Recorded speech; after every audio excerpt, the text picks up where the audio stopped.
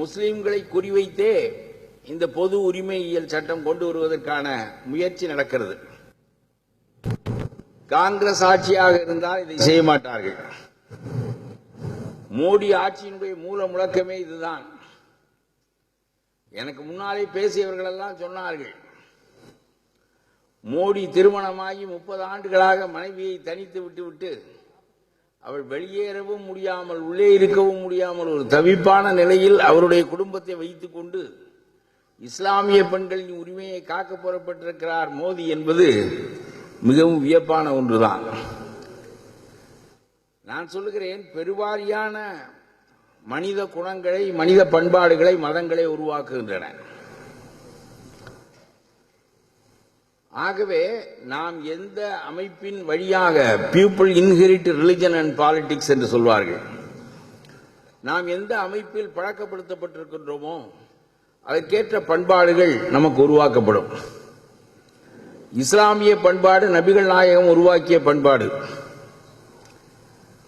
உலகத்தில் 1/3 மக்களை இஸ்லாமியர்களாக ஆக்கக்கூடிய அளவிற்கு அந்த கொள்கை வல்லமை வாய்ந்ததாக இருக்கிறது என்பதே அந்த கொள்கையினுடைய சிறப்பை காட்டுகிறது.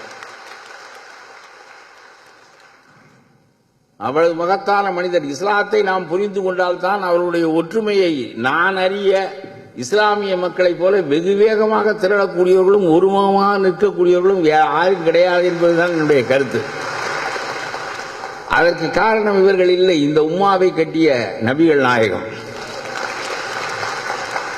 இவர்களை உருவாக்கிய விதமே அப்படித்தான்.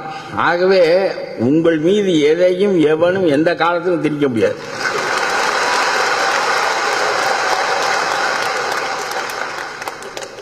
நீங்களும் உங்களை நினைத்தபடியெல்லாம் மாற்றிக்கொள்ளவும் முடியாது.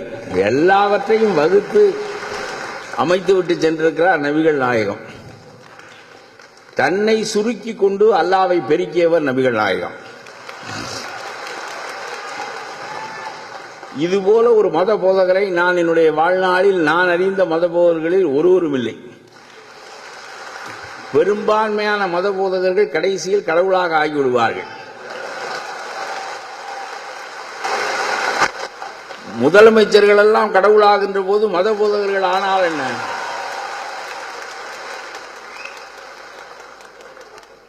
ஆகவே ஆனால் அதை மறுத்தார் நபிகள் நாயகம் என்பதுதான் வியப்பு. நபிகள் நாயகம் இறந்து போகின்றார். ஒரு நாள் ஒரு 60 வயதை ஒட்டி இன்னும் வயது வாழலாம் என்கின்ற நிலையில் அவர் இறந்து போகிறார். ரொம்ப இயல்பான மனித வாழ்க்கையை அவருடைய இஸ்லாமிய வேதங்கள் வெளிப்படுத்துகின்றன. நபிகள் இறந்தவுடன் அபூபக்கர், ஆயிஷாவின் தந்தை, முதல் கலீஃபாவாக ஆகப் போகின்றவர், நபிகளை விட வயதில் மூத்தவர், நபிகளுக்கு நிகரான நேர்மையுடையவர். அந்த அபூபக்கர் இந்த செய்தியை, அவருடைய முதல் சீடர் அபூபக்கர் இந்த செய்தியை உலகத்திற்கு அறிவிக்கப் போகிறார். இஸ்லாமியர்களெல்லாம் நபிகளுக்கு என்ன ஆகிவிட்டதோ என்று கூடியிருக்கின்ற அந்த நிலையில் ஒரு மேடையில் ஏறி நின்று, நாற்காலியில் ஏறி நின்று அபூபக்கர் பேசுகிறார். நபிகளின் மறைவை 3 வரிகளில் சொல்லுகிறார். உலகத்தில் இவ்வளவு மகத்தான மனிதனுடைய இறப்பு என்பது பல மணி நேரங்கள் பேசப்பட்டு, புகழப்பட்டு, பாராட்டப்பட்டு, அழுகை உப்பாரிகளுக்கு இடையே இவையெல்லாம் நடந்துதான் நான் பார்த்திருக்கிறேன். ஆனால் 3 வரிகளில் அந்த இறப்பு செய்தி தெரிவிக்கப்படுகிறது. முதல் வரியிலே சொல்லுகிறார், இதற்கு நிகரான ஒரு கவிதையை நான் படித்ததில்லை.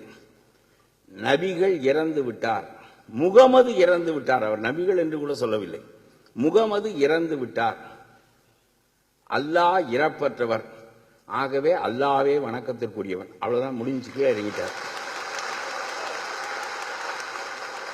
என்ன அந்த சமூகம் அப்படி 1500 ஆண்டு காலமாக இறுக்கமாக இருக்கிறது என்றால் எவ்வளவு தேர்ந்து தெளிந்து சாவு செய்தியை சொல்லுகின்ற போது இந்த மார்க்கத்தை உருவாக்கிய மகத்தான மனிதனை பற்றிய மகத்தான சொற்கள் பேசப்பட வேண்டிய வேளையில் இவற்றையெல்லாம் விட்டுவிட்டு அவரை கடவுளாக்க முயல்வார்கள் இவர்கள் என்பதனாலே முதலிலே அதை மறுப்பதே அவர்களுடைய நோக்கமாக இருந்தது.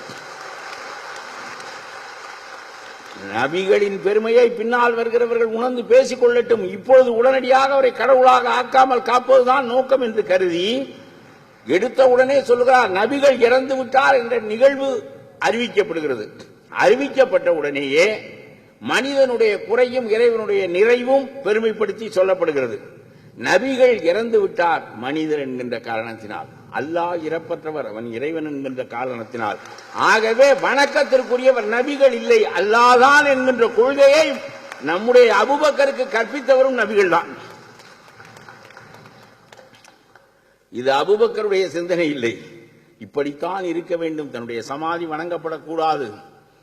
ஒரு மனிதனாக, கடவுளுடைய கருவியாக, நபிகளாக நான் வந்தவனே தவிர என்னுடைய சிந்தனைகள் அல்ல, என்னுடைய பெருமைகள் அல்ல என்று தன்னை சாதாரணமாக சுருக்கி கொண்டார்.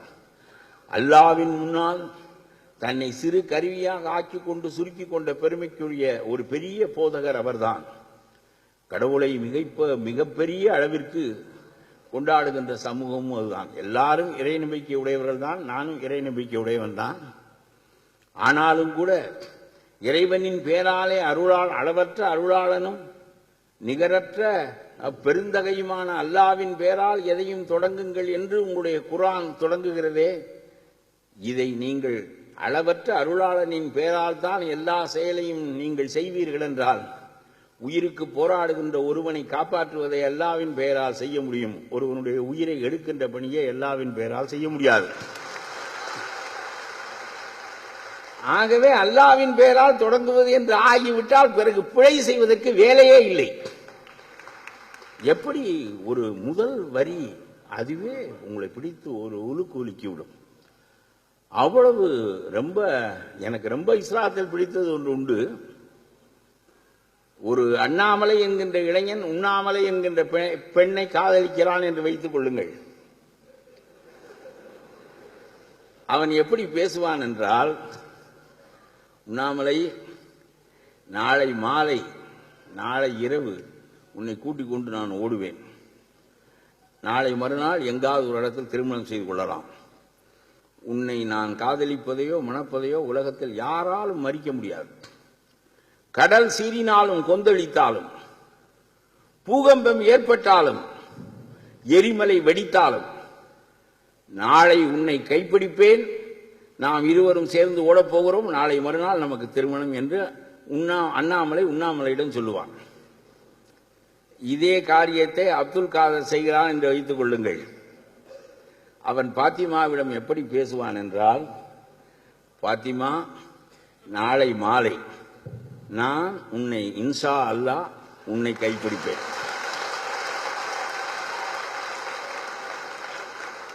கடவுளுக்கு விருப்பம் இல்லை என்றால் கைவிடுவேன் என்றதற்கு பொருள். கடவுளுக்கு விருப்பம் இல்லை என்றால் நீ என்ன பெரிதா, கடவுள் எனக்கு வழிகாட்டுகின்றவன், அவனே ஒப்புக்கொள்ளவில்லை என்றால் தொலை என்று விட்டு போக வேண்டியதான். எந்த ஒரு காரியத்தை சொன்னாலும் இன்ஷா அல்லாஹ் என்று இடையறாமல் சொல்லிக்கொண்டே இருப்பார்கள். எந்த ஒன்றையும் அல்லாவின் அருளால் அடைகிறேன், அல்லாவின் அருளால் செய்கின்றேன் என்று இறைவனின் பேராலேதான் இந்த மார்க்கமே இயங்குகிறது. சமயச்சார்பின்மைதான் இந்தியாவின் கொள்கை, நீங்களும் இந்திய மக்கள் தான் என்ற எண்ணத்தை காந்தி தோற்றுவித்தார். ஜின்னாவை கூப்பிட்டு சொன்னார், ஜின்னா, நீங்கள் இந்தியாவின் தலைமை அமைச்சராக இருங்கள், இந்தியாவை பிளக்க வேண்டாம் என்று சொன்னார். காந்தி, நீங்கள் சாகாமலே இருப்பீர்கள் என்றால் நான் இந்தியாவை பிளக்க மாட்டேன், நீங்கள் உங்கள் வார்த்தையை காப்பாற்றுவீர்கள். ஆனால் நடக்கின்ற காரியம் இல்லை. இது உங்கள் காலத்துக்கு பிறகு எங்களை ஒன்றுமில்லாமல் செய்து விடுவார்கள். உங்கள் பண்பாடு வேறு, எங்கள் பண்பாடு வேறு, உங்கள் மொழி வேறு, எங்கள் மொழி வேறு, உங்கள் பழக்க வழக்கம் வேறு, எங்கள் பழக்க வழக்கம் வேறு, உங்கள் உணவு வேறு, எங்களுடைய உணவு வேறு, நாங்கள் நடந்து கொள்கிற முறை வேறு, நீங்கள் நடந்து கொள்கிற முறை வேறு, நாம் இருவரும் ஒன்றாக இருக்க முடியாது, பெரும்பான்மை நீங்களாக இருக்கிற காரணத்தினால் நாங்கள் அடிமைப்பட்டு போவோம் என்று சொல்லி பிரிவினை வேண்டும் என்று அவர் சொல்லி பிரித்து கொண்டே போய்விட்டார். நான் கேட்கிறேன், பிரித்து கொண்டு போன பிறகு சமயச்சார்பற்ற நாடாக இந்தியாவை ஆக்கிவிட்ட பிறகு மீண்டும் ஏன் முஸ்லிம்கள் அஞ்சுமாறு ஒரு நிலையை இந்தியாவில் ஏற்படுத்த வேண்டும்? அப்படியானால் ஜின்னா சொன்னது சரி என்பதுதானே பொருள். ஜின்னா தனித்து போனதுதான் நல்லது என்பதுதானே பொருள். மெஜாரிட்டி ஹிந்து காமன் சிவில் லா என்பது மெஜாரிட்டேரியன் கோடு, ஹிந்து கோடு. அது இந்து சட்டத்தை அவர்கள் இஸ்லாமியர்களுக்கும் பொதுவான சட்டமாக ஆக்க நினைக்கிறார்கள். உங்களுடைய சட்டத்தை உருவி, உங்களுடைய குல்லாவை உருவி, தாடியை உருவி, கடைசியாக உங்களையும் ஏறத்தாழ ஒரு இந்துவாக அதுக்கு கட்டுப்படுகின்ற நிலையை ஏற்படுத்தி விடுவதுதான் அவருடைய நோக்கம். ஆகவே இதுதான் RSS ஒரே அஜெண்டா. இதைத்தான் அவர்கள் செய்து கொண்டிருக்கிறார்கள். ஆனால் இது எந்த விதத்திலும் இந்த challenges the values of pluralism, பன்மைத்தன்மையை உடைக்கிறது.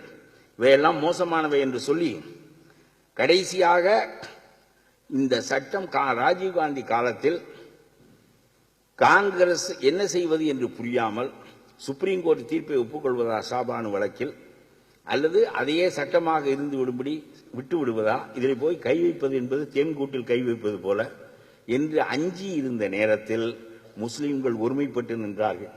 3 மாநிலங்களில் காங்கிரஸ் கட்சி முற்றாக தோற்கடிக்கப்பட்டது.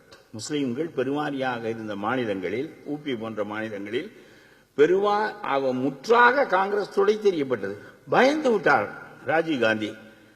You wanted to send a message to Rajiv Gandhi, he received it. உடனே பார்லிமெண்டை கூட்டினார். சுப்ரீம் கோர்ட்டினுடைய தீர்ப்பை இட் ஹேட் பீன் நல்லிஃபைட், அதை இல்லாததாக ஆக்கிவிட்டார்.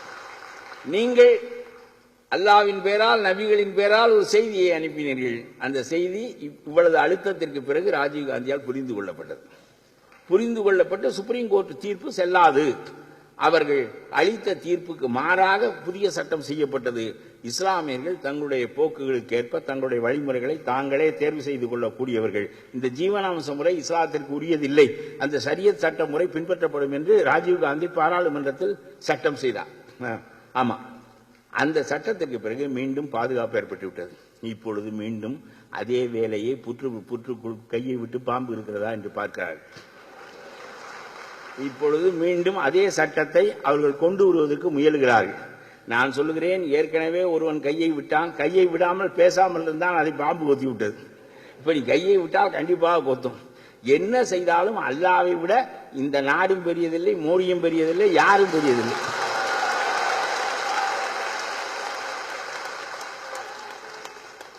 இந்தியா உருவாக்கப்பட்ட நாடு தானே. It is a created country. British people created this. நம்ம அதற்கு முன்னால் தமிழர்களாக இருந்தோம். நம்முடைய முஸ்லீம்களை கேட்டால், எங்கள் தெற்கு மாவட்டத்தில் அவர் இவரெல்லாம் நம்ம மண்ணடியில் ஒரு இமாம் இருக்கிறார், இலியாஸ், அவரெல்லாம் சொல்ல, நாங்கள் இஸ்லாம் மாணவர்கள், எல்லா முஸ்லீம்களும் எங்கள் தெற்கு மாவட்டங்களில் இஸ்லாம் மாணவர்கள் என்று தான் சொல்லுவார்கள். இஸ்லாமியர் என்று நிறுத்திக் கொள்ள மாட்டார்கள், இஸ்லாம் மாணவர்கள். நாங்களும் உங்களை போலதான் இருந்தோம், மண்ணுக்குரிய மதத்தில் தான் இருந்தோம். பிறகு சிறந்த மார்க்கம் எங்களுக்கு சொல்லப்பட்டது, நாங்கள் மாறிவிட்டோம், இஸ்லாம் மாணவர்கள் அப்படிதான் சொல்லுவாங்க. ஆகவே அவர்கள் தமிழர்கள் தானே, திராவிடர்கள் தானே, தமிழ் மொழியை பேசுகின்றவர்கள் தானே. உமறு புலவர் எழுதியிருக்கிற தனித்தமிழை எவன் எழுத முடியும்? உங்களுடைய சீரா புராணம் தனித்தமிழில் எழுதப்பட்டிருக்கிறது. கதீஜா என்கின்ற பெயரை கதீசா என்று எழுதுகிறார். ஏனென்றால் ஜாவன்னா தமிழில் கிடையாது என்பதற்காக. தொல்காப்பிய இலக்கணப்படி சீரா புராணம் எழுதப்பட்டிருக்கிறது.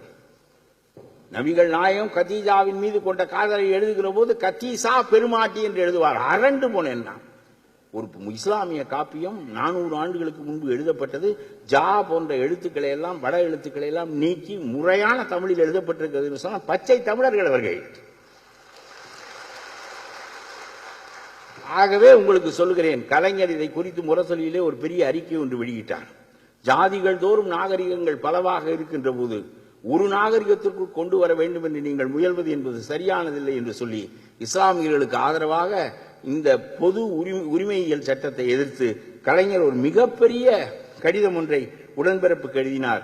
கடைசியாக ஒரே ஒரு வார்த்தை, இஸ்லாமியனுக்கு மட்டும் மனமுறிவு உரிமை இல்லை, பெண்ணுக்கும் இருக்கிறது குலா. இவனுக்காவது 3 தடவை 3 மாதம் சொல்ல வேண்டும். நான் அறிந்த வரையிலும் ஒரு தரம் தலாக் பிடிக்கவே இல்லை என்று யாரும் அவர் சொன்னது போல விவாகரத்தெல்லாம் செய்வதே இல்லை. 4 பெண்டாட்டி கட்டிக்கொள்ளலாம் என்பது ஒருத்தனுக்கு தோன்றிவிட்டால் 40 பெண்டாட்டி கட்டினாலும் அடங்காது. இது என்ன, யாரும் 4 பெண்டாட்டி கட்டுறது இல்லை. இஸ்லாத்தில் அவ்வளவு பொண்ணா இருக்கான்னு கேட்கிறேன் நான். உலகம் பூராவும் 1000 ஆணுக்கு 930 பொண்ணு தான் இருக்கா. சீனாவிலையும் அதான் நிலைமை, இந்தியாவிலையும் அதான் நிலைமை, இஸ்லாத்திலையும் அதான் நிலைமை. இருக்கிறதுலே 3/4 வீசம் பொண்டாட்டி தான் இருக்கா. காவீசம் பொண்டாட்டிக்கு சிரமமா இருக்கு. கொஞ்சம் பேர் 35 வயசு வரலும் கல்யாணம் ஆகாம இருக்காங்க. ஒன்றும் கிடையாது, ஒன்றும் கிடையாது. அப்புறம் சும்மா 4 பேர் கட்டு, 4 பேர் கட்டுனா 4 பேரை கட்டினா 3 பேர் சும்மா அடக்கணும். அப்புறம் அது நபிகள் ஏன் சொன்னார்னா, இனக்குழுக்களின் சண்டைகள் நிறைய சவுதி அரேபியாவில் நடந்து கொண்டிருந்த போது ஏராளமான பேர் இந்த போரில், இஸ்லாத்தை வடிவமைக்கின்ற அந்த போரில் இறந்து போனார்கள். நாடு முழுவதும் பெண்களாக இருக்கிறார்கள், ஆண்கள் இல்லை, இளைஞர்கள் இல்லை. ஒரு ஆணுக்கு 4 பெண் இருந்தாள். நபிகள் அதை சிந்தித்து பார்க்கிறார். ஒருவனுக்கு ஒருத்தி என்கின்ற சங்ககால தமிழ் கொள்கையை இஸ்லாமியர்களுக்கு கற்பித்தால் 3 பொம்பளை சும்மா தெரிய வேண்டியதான். ஒரு பொம்பளைக்கு தான் வாழ்வு கிடைக்கும். அதனால இருக்கிற அமைப்பை பொறுத்து ஒரு ஆண் 4 பேரை கட்டிக்கொள்ளலாம். 1:4 என்ற கருத்தை அவர் அன்றைய காலத்துக்கு வடிவமைத்தார். அந்த உரிமையை அப்படி எது நபிகள் சொன்னாலும் மாற்றி அமைக்கப்பட முடியாது. அது அல்லாஹ்வின் சொல். ஆகவே அது அப்படியே இருக்கும். ஆகவே அதுக்காக 4 பொம்பளைக்கு எங்க போவான்னு கேட்கிறேன். சும்மா இந்த பேச்செல்லாம் பேசக்கூடாது. கட்டிக்கலாம், எவனா ஒருத்தர் 2 பேர் கட்டிக்குவேன் அந்த உரிமையை பயன்படுத்தி. மற்றவெல்லாம் சும்மா கட்டின பொண்டாட்டியோட தான் அவள் கிளவி ஆனாலும் அவளை தான் வச்சுக்கணும் வாழ்க்கை நடத்திக்கிட்டு இருக்கேன். அப்புறம் பிள்ளைய பிறந்துடும், ஒரு விருப்பம் ஏற்பட்டுரும், குடும்ப பொறுப்பு வந்துடும். நம்ம வீட்டு பிள்ளை அவளை கல்யாணம் பண்ணி கொடுக்கணும், மகளை கரையேற்றணும், இப்படியெல்லாம் தோணுமே தவிர ஒரு சின்ன குட்டியா பிடிப்போம் அப்படின்னு தோணுமா?